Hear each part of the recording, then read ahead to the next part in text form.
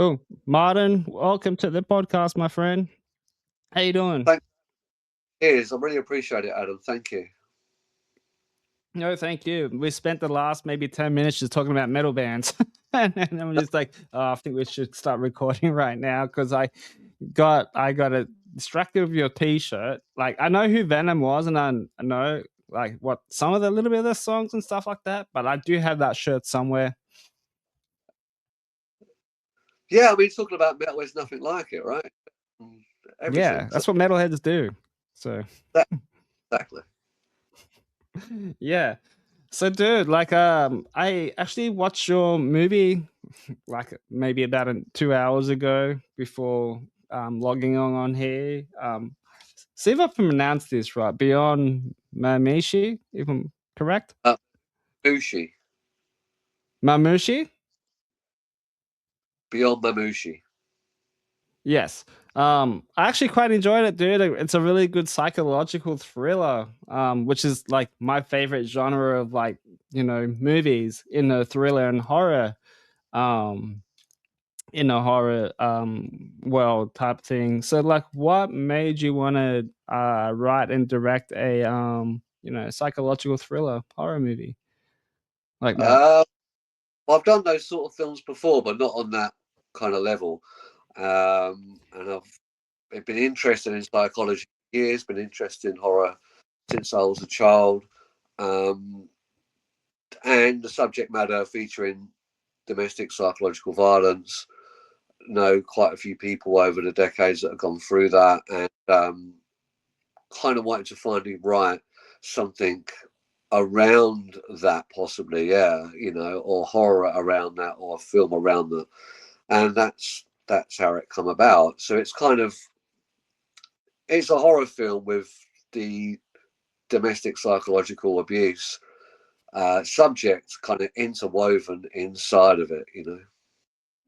Yeah. Yeah, like that whole movie was really a mind trip of a movie is what I also liked about it as well. And the cast and who you had on there as well, including the main character. Forgot what her name is. She was really really good. The ending really surprised me. I'm not going to spoil it for anyone. I'll let them you know watch it first and then see what they think. But that ending really caught me off guard. I'm just like, whoa, man! Like, wasn't expecting that one. Which I like those type of endings too. You think like, I guess she's like the final girl or whatever it is, the survivor, just got to live on a happy life. But really, there's more to it. And that was just something that was very unexpected, man. So yeah. Yeah, it's always expect the unexpected. I like that approach as well. Yeah, yeah. So how did you come up with the script for that movie? And when did you start writing it? Um, I started writing it just at the end of my previous film called Lizziehead, which is a dark comedy drama, and Oh, cool. I started kind of wanting to write something and to do with psychological horror, and I was already,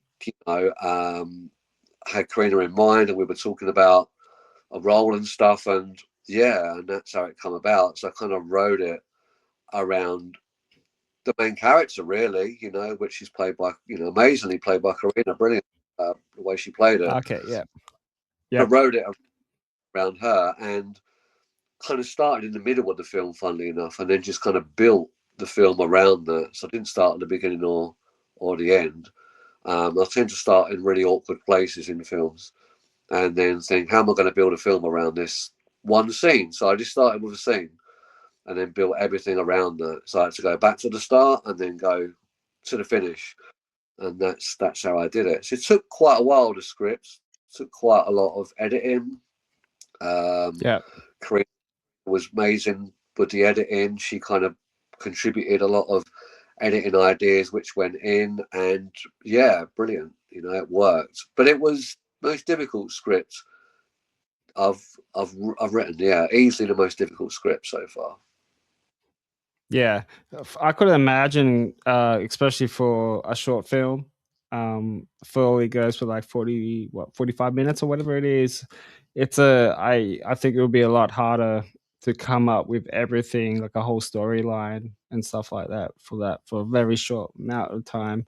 I always give a lot of credit to those directors, man, because like what they can fit in a very short time frame amazes me. There's so much going on, which I love.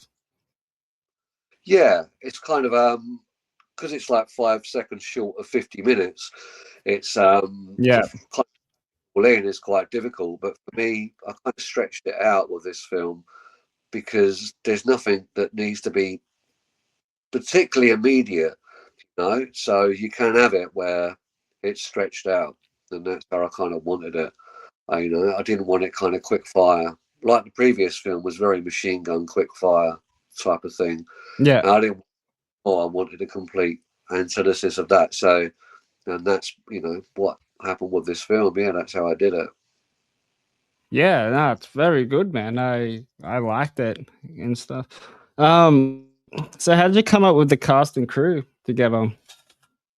I've known Karina for 16 years and worked with her on different films, but this Oh is the wow, first nice. professional sound film that we've done with Karina. But Karina goes right back to the beginning in 2011 when I first started making films, and I met her then on the film, and we just kept in contact over the years and did films on and off. Yeah, The rest of the cast, I knew Gemma from a few years ago. We was going to do a film, but we couldn't because of lockdown happening, so it was scrapped. But I kept her in mind for another film. Karina's worked with Gary before, so she kind of suggested him, and it was great. He's an amazing actor. Kathy was in Lizziehead, okay. and even who plays Chris's dad. I found him on an agency, yeah. So I was looking for an older person. Didn't know anybody, older people that are actors, and then found a person after quite a search. Took quite a few weeks to find him, really. Yeah. Oh, that's really cool, man. That's really, really cool. So how did you get into the whole directing thing? Like how long have you been doing that one for? Well, I'm a musician before I'm a director or filmmaker. Oh, So nice. I was been in bands since the '80s. I've been a drummer since God, when I started drumming, maybe 1985 I started drumming. So, Yeah. a band that was on Lee Dorian's Rise Above label called Long Cold Stare, which Yeah. was in a lot of hardcore bands, black metal bands, and all that stuff. So I was doing this kind of one man black metal, black doom band called Derelict Sermon. And I Yeah. think I was maybe the fourth album. And then someone contacted me and said, I want to do a video for a track. And then we did that. And then he's a filmmaker, and then that kind of shoehorned me into acting and filmmaking and directing and writing, and it just happened by accident on social media when someone contacts you. Yeah. Snowballed. Yeah. So I kind of used my musical experience to compose and learned the hard way. Yeah. Through him, Yeah. I met someone called Katerina, and she introduced me to Nikolai Cornham a few years later. And then me and Nikolai have been working together for 11 years, and that's the rest is kind of history. And Nikolai, as he's an amazing photographer and filmmaker. He worked on the early days with Lars von Trier in Denmark because Nikolai is Danish. And so Nikolai's, yeah, he knows what he's doing. He's a good teacher. And yeah, I learned the hard way, but that's how I wanted to learn. I didn't want it to be easy. I want it to be screamed at in the face when I'm doing something wrong. It's the only way to learn. Yeah. Oh, 100%. You learn things almost every day, really, especially in filmmaking and stuff like that. Do yeah, it's an uphill struggle, and it's always subject to change, especially when you're not a kind of employed filmmaker. So or you're struggling to look for an agent or this and that, and so it's always subject to change. You're never sure if you're going to do a film again, or you're always worried how Yeah. you're going to get to a film again. But maybe that's all part of the fascination of the struggle to sort of get there, and probably never will, you know. But I don't really give a shit about that. I think for me, I want to make films, and that's it. And if I can't one day, then I'll just accept the fact that I can't, and I'll put my creativity into something else. Yeah, at least you still got something that you've worked on over the years to be proud of. You know what I mean? Like, It's mission for me, accomplished. yeah, an achievement for myself, a personal achievement, and it's an achievement for the people that work on the films with me. You know, I always call the films our films, not my film, because it's like everybody's. Yeah, It's everybody's team effort, and I couldn't do it on my own. So yeah, everybody has like the new film in their lives, and it's there forever now, and it's an achievement for them as well as myself. So I'm really proud of that for the guys. yeah. That's awesome. So I didn't know that you were a musician, to be honest with you, until you mentioned it. So what came first, horror movies or music, or was it sort of like a together combination thing? Horror movies, yeah, because that was when I was a child. Um, Yeah, I was he didn't start playing music until I was probably in between the ages of 12 and 15. So when I yeah, was my brother David is 8 years older than me, and we shared the same bedroom in the 1970s and early 80s. So he was playing a lot of horror films on TV, like the BBC Horror Double Bill, which I wasn't allowed to stay yeah, up and watch. Parents, thought I was asleep, but obviously he'd wake me up, and I'd watch these things yeah. like, under the child. So I end up buying me this book, which I've got here, which is where it all started. So it started with this Yeah. book. Oh, that And is sick. they bought me that book. This is the original copy, not my original copy, but a friend gave me this as a present, which was great. Yeah, But it's yeah, so parents bought me that in 1979. But before that, I saw my first horror film, I think, on my own at 78 on the BBC Horror Double Bill. My brother was out one Saturday night, and I put it on quietly so yeah, my parents. And I think it was either The Incredible Shrinking Man, Night of the Demon, or The Beast from 20,000 Fathoms. It was one of those three that I saw for the first time, yeah. And obviously they're different films, but still, as yeah, an age, not seen them like that. Yeah, I kind of got the bug. yeah, yeah. It's horror movies is sort of like discovering your favorite metal band, eh? It's just like once you see something, you're hooked onto it for life. It's crazy. Yeah, you do. And, music was later, you know, finding metal in the early 80s and finding punk, and then wanting to get music more extreme than Iron Maiden and Yeah, Motorhead, Venom, and not long later it was like Hellhammer and Celtic Frost, and so things started to move into that kind of sphere of black metal and thrash metal in the early days of kind of death metal, but then it kind of all tailed off in '87. I got really into American hardcore, and metal was kind of boring, but around that time, all metal was actually, apart from Motorhead, it was all drying up a little bit, and thrash mm, metal, everybody was doing it, and it got just too boring. So I kind of changed track and tried to find a more extreme music, and then just my drumming started getting faster. Started to learn blast beats uh, and did all that stuff, yeah. And that's what I still play today. Really, I love that drumming still, and still playing bands with that music. But so yeah, even as a 56-year-old, still playing blast beats, that ain't bad. you know?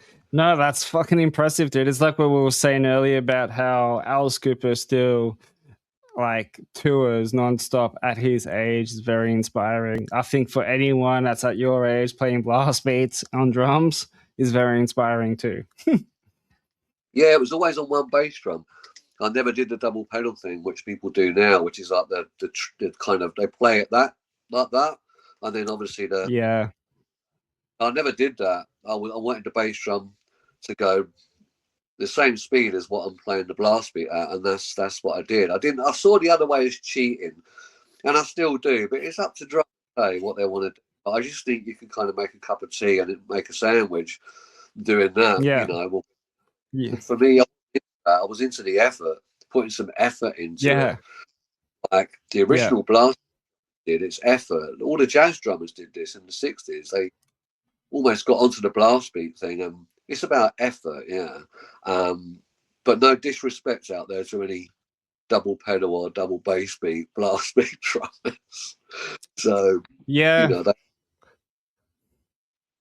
Yeah, I agree. But then even you look back at Nico's playing when he was with Iron Maiden, he was hitting those double beats with 1 foot. Like it's crazy. Was he was, yeah, like the Where Eagles Dare and the beginning of that and all that kind of stuff. And the double beats on the one bass drum are great. Clive Burr was doing bits of that as well before the Maiden drummer. But I just love that kind of effort when the original drummers did that.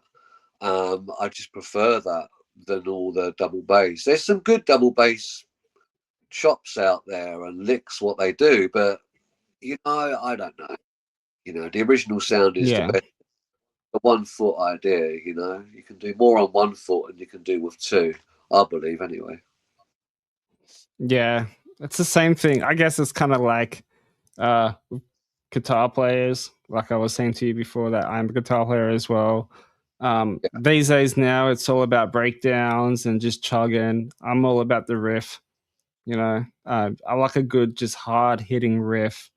If you can write a good riff, that means you could probably write a really good song. But now these days, especially like in the metalcore and deathcore scene, it's just like a lot of chugging and very, very, very, very low tunings and all type of things and just breakdowns and all that shit. And it's just like, I don't know. I think just for me, it's kind of boring. I appreciate it, but it's not for me. I'm more of a riffer guy. James Hetfield's always been my big guitar influence. That's the reason why I downpick. So because of him.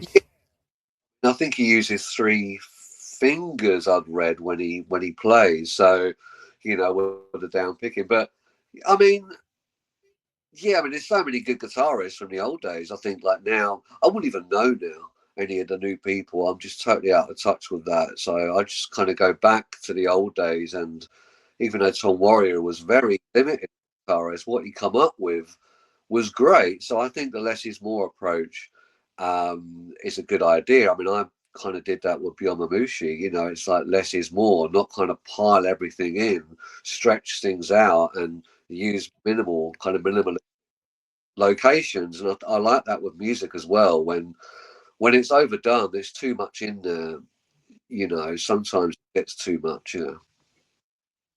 Yeah, that is so true, man. That is so true.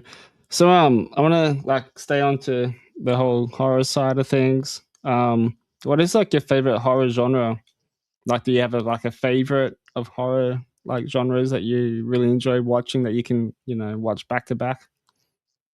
I kind of like the Universal stuff, the old stuff, really. Yeah.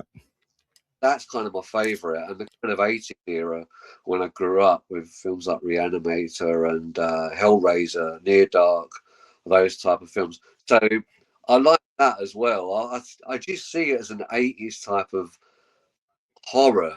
I don't really cut it up as in the vampire genre or body horror and stuff like that. The Fly is probably one of my favourite horror films, the Jeff Yeah. Goldblum, but just because it just stands out on its own. But I think up to date, maybe like I really like The Witch and Robert Eggers, stuff. Even Nosferatu, I really enjoyed that. So, but I think the Yeah. old, Masterpiece. yeah, I think the old stuff I Masterpiece of a really movie. amazing.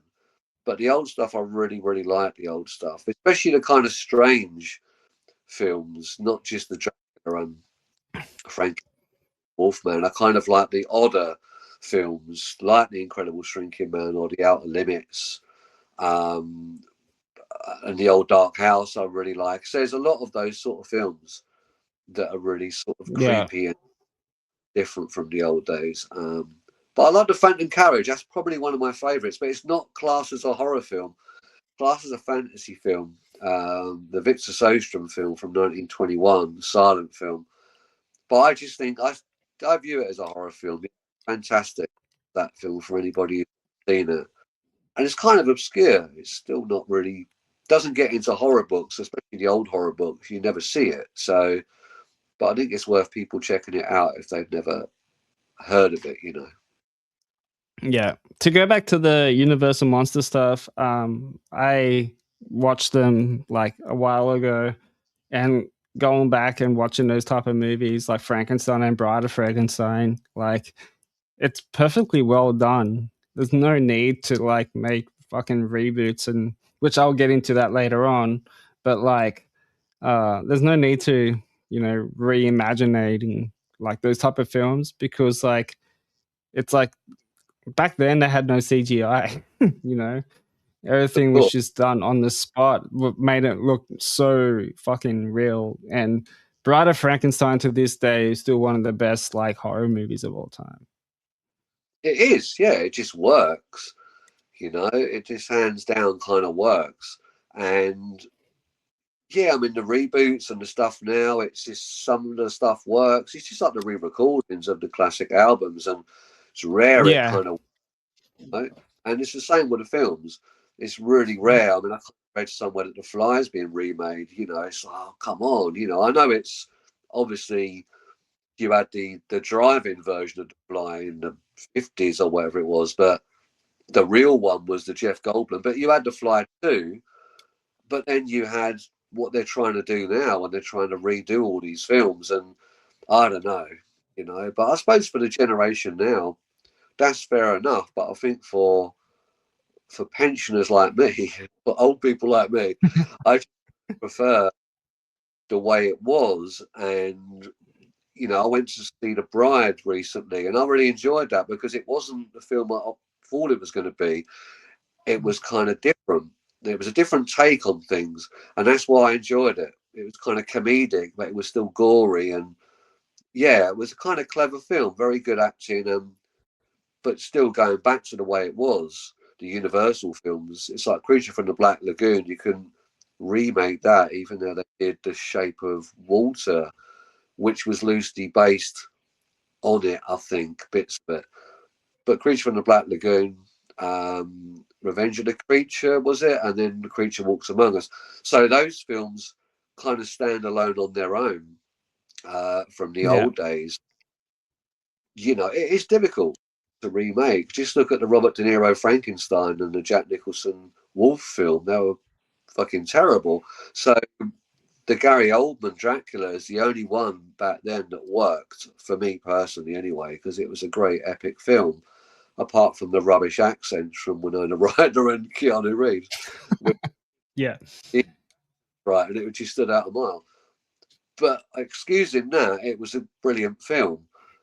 But the remakes of the classics, yeah, it's hard. I mean, it's a Mummy film out now that people are raving about. This Mark Cronin film, which I still haven't seen, but people say, no, it's great. So, Yeah. you know, maybe watch and see what all the fuss is about. But it's all about the old days, right?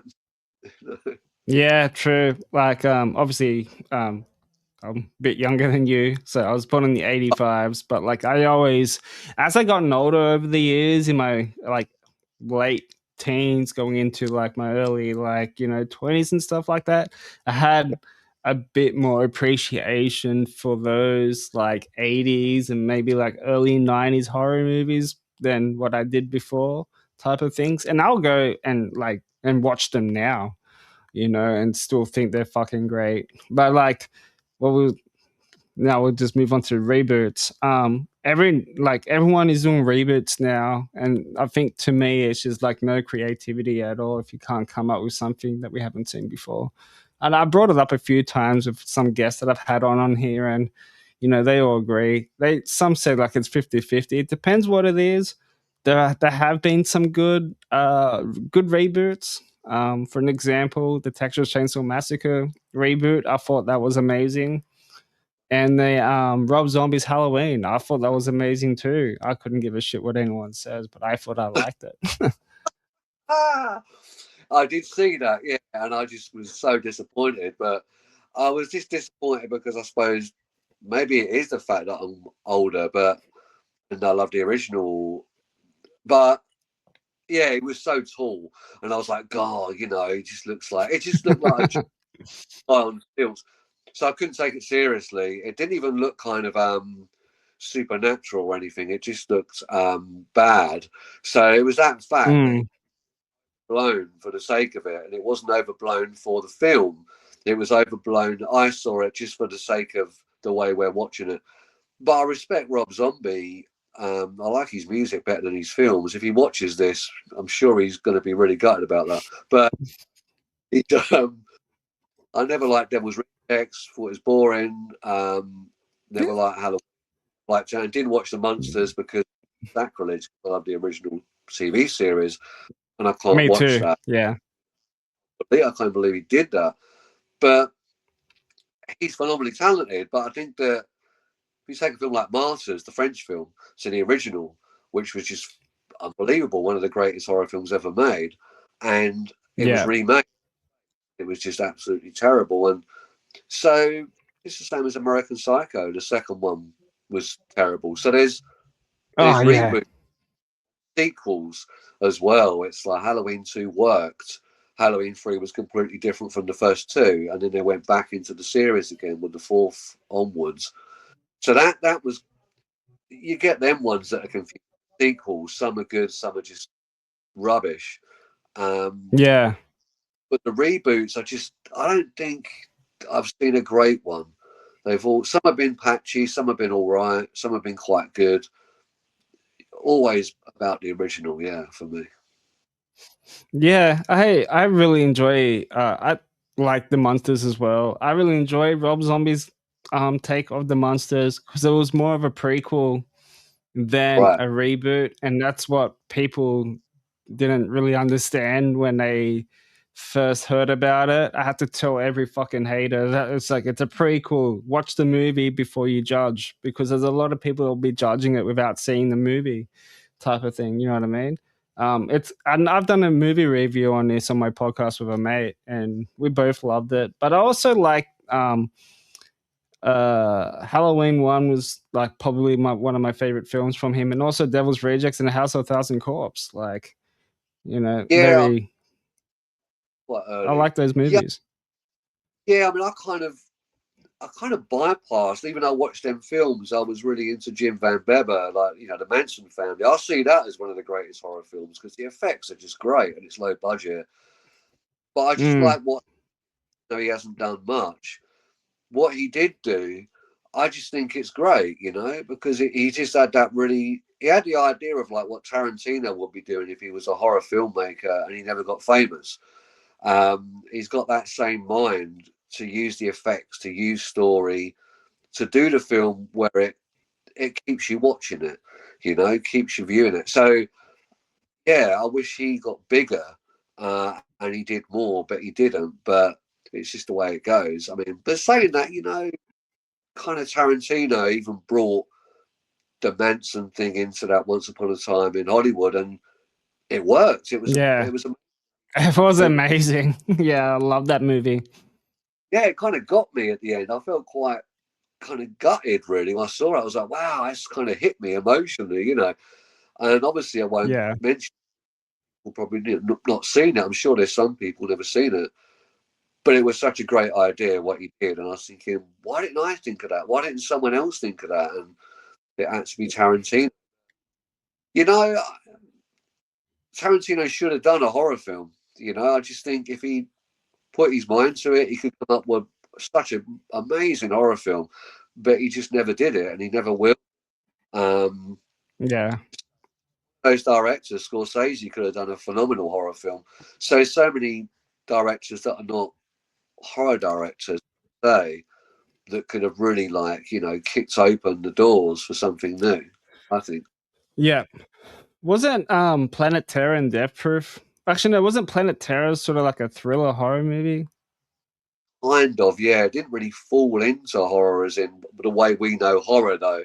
Yeah, that was more of an action thriller though. It was, yeah. Because I think Tarantino's Yeah. always got that running through his films. He's always got that action thing going on, you know. Even maybe elements of horror, but yeah, I think he's about to do his last film, so no chance of 100% horror film out of him anyway now. Yeah. There's something about Quentin Tarantino, man. Like he's all of his movies, they just work. You know Yeah, how he writes and how the people that he has on there.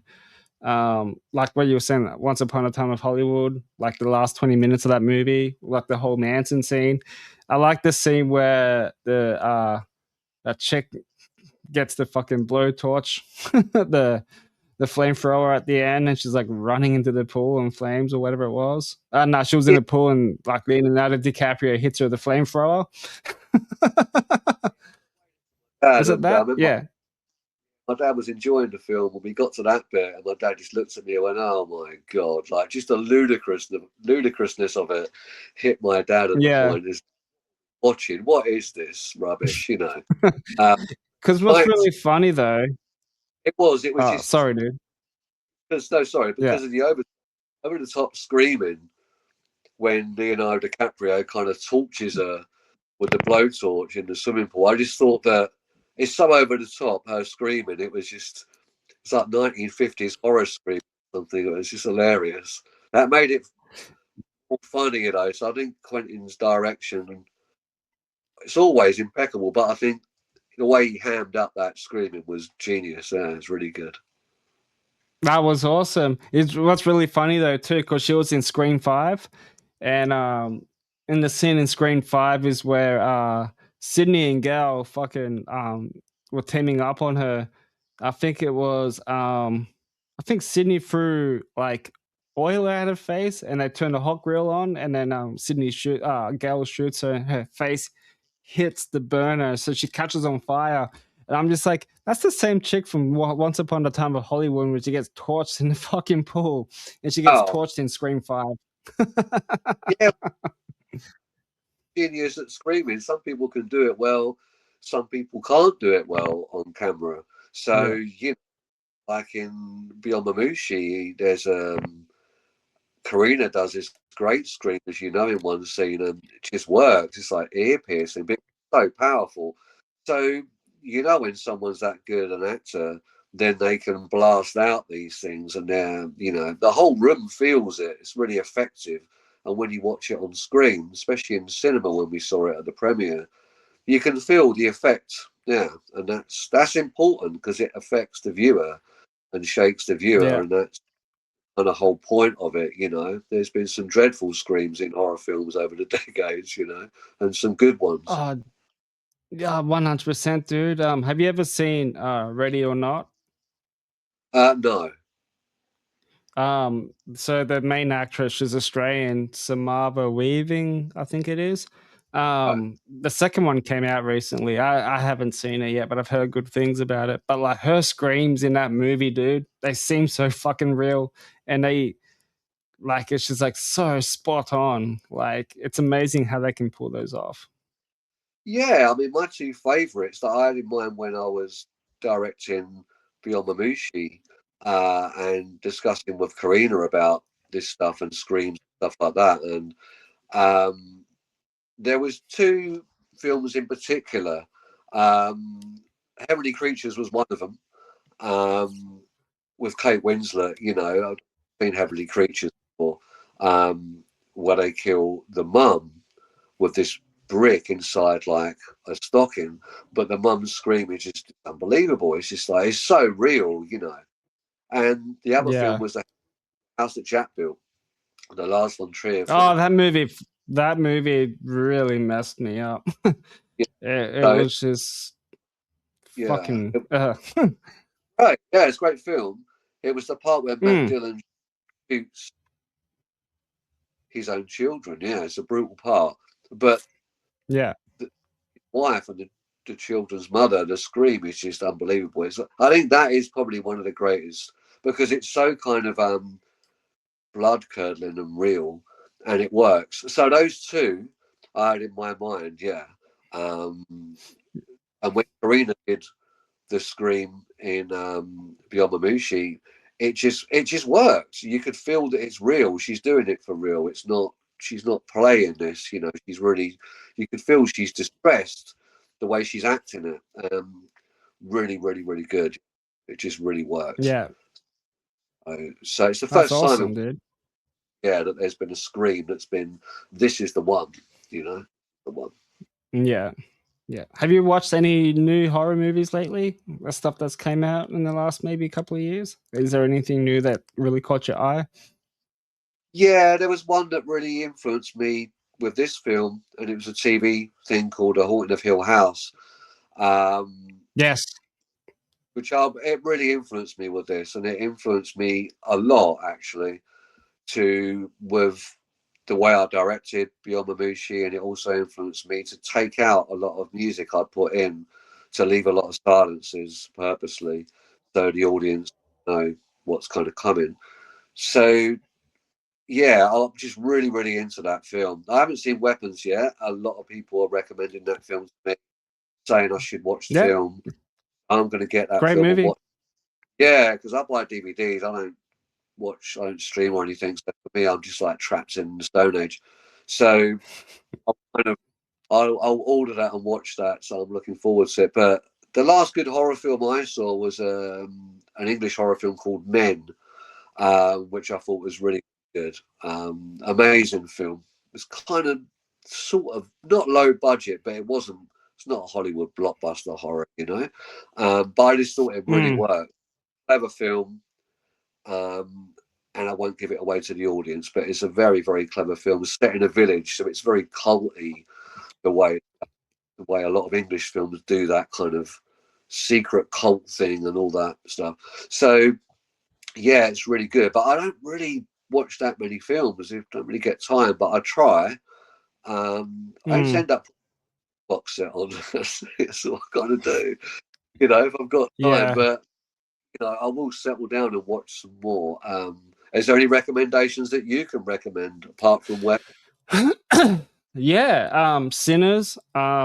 It's another great movie that came out last year. I know a lot of people would hate on it, saying it wasn't a horror movie. It's like a rip off of Dusk Till Dawn. But like majority of the people that I've interviewed on this podcast and most and some of my friends as well, they love that movie, and it was one of those movies that I watched at the end of the year on New Year's Eve. Is that movie because it was well done.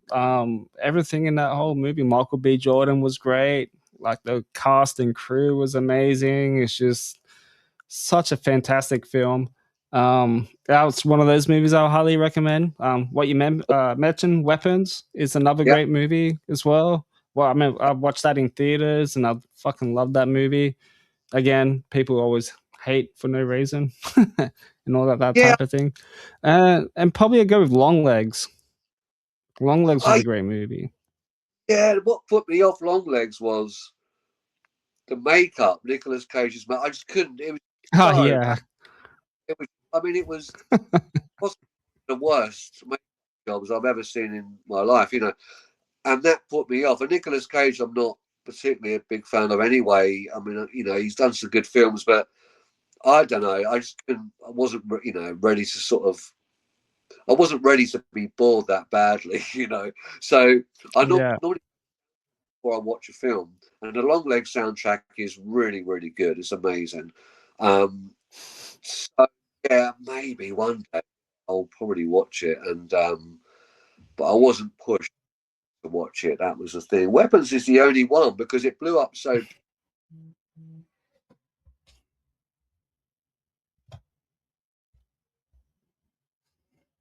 social media every day.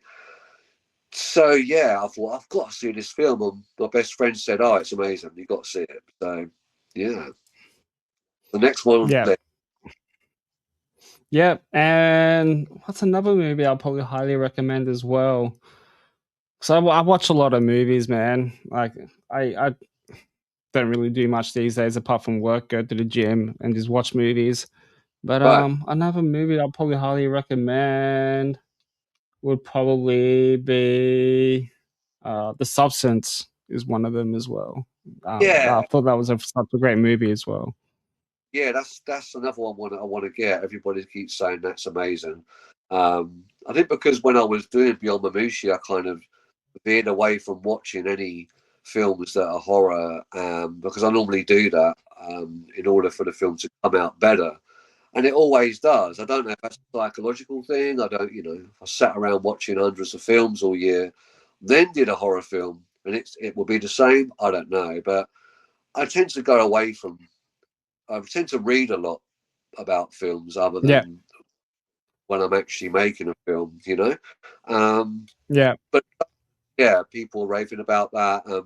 I've always liked Demi Moore's acting. She was great in St. Elmo's Fire. Loved that film since I was a teenager. yeah. So I've always been a fan of her acting. So I think that, yeah, that's another one on the list that I should order, really.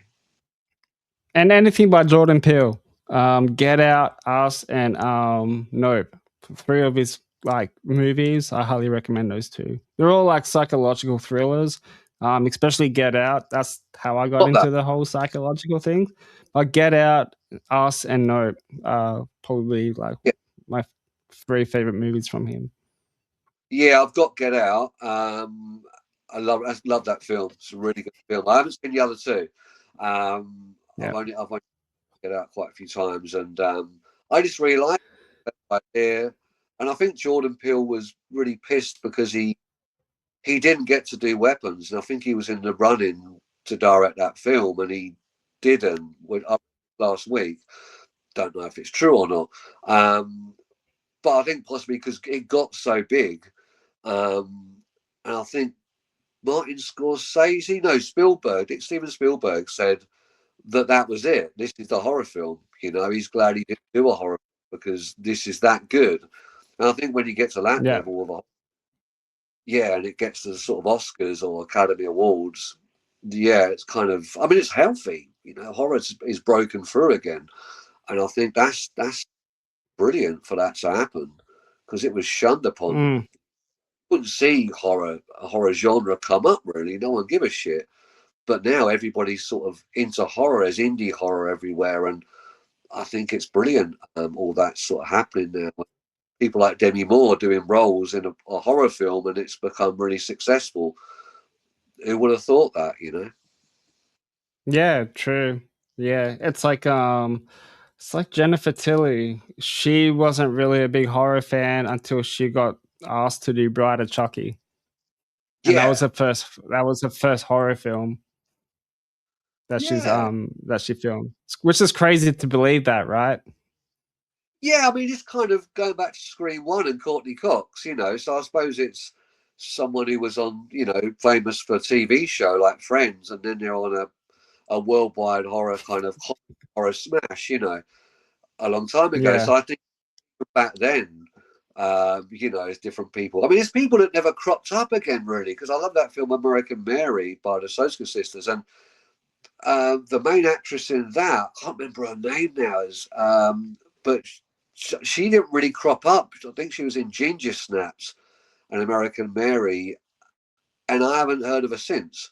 So it's strange. So some actors sort of they get that recognition and they're gone, which is sad, really. But there you go. But I really don't keep up with stuff as much as I should do. yeah. Oh, that's why social media is there for it, man. Well, It is. Martin, thank you so much for coming on and hanging out, bro. I really appreciate you. So, let's finish up with top 5 psychological thriller movies. God, that's a question. How would I do that? Um, Yeah, um, maybe we should finish with top 5 horror movies, and I'll interject some yeah. psychological Let's do horror. that instead. So I don't know if I've got like top 5 psychological horror.